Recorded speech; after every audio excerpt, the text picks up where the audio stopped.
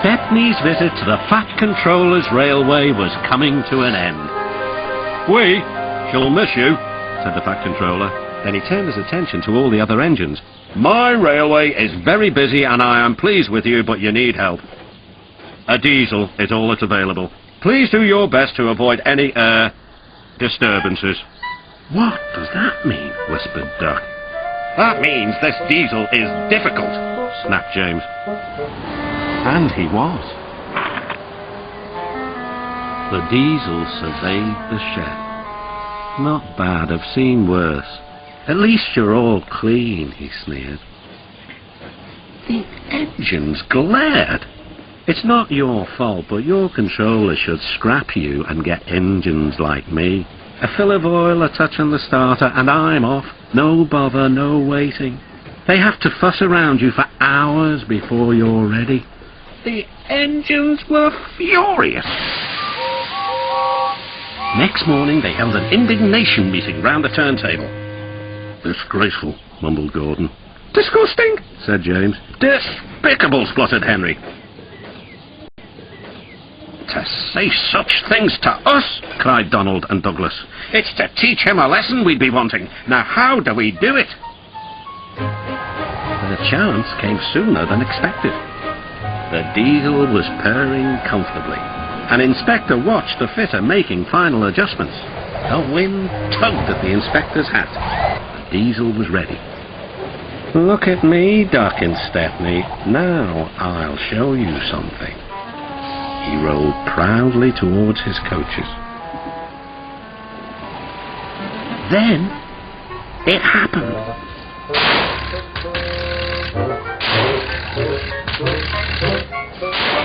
Shaking and spluttering, the diesel stopped.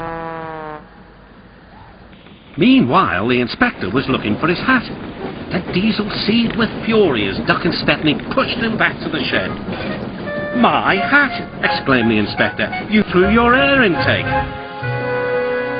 "Bother your hat," said the Fat Controller. "The heavy train's due out. You'll have to take it, Duck. Stepney, will you help, please?" "Thank you, sir," cried Stepney. "I'd like a good long run on my last day."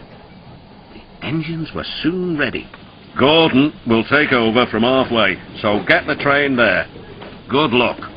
"Don't worry," smiled Stepney. "We'll get there and be early too." The cavalcade moved carefully over the rails and out to the open line. "Now for a sprint," puffed Stepney. "I'm ready when you are," replied Duck.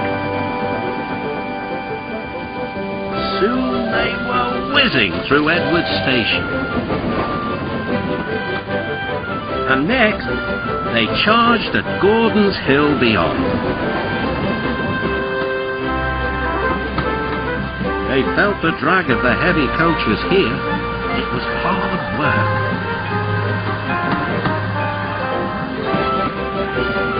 At last, they were running smoothly along the line towards the big station.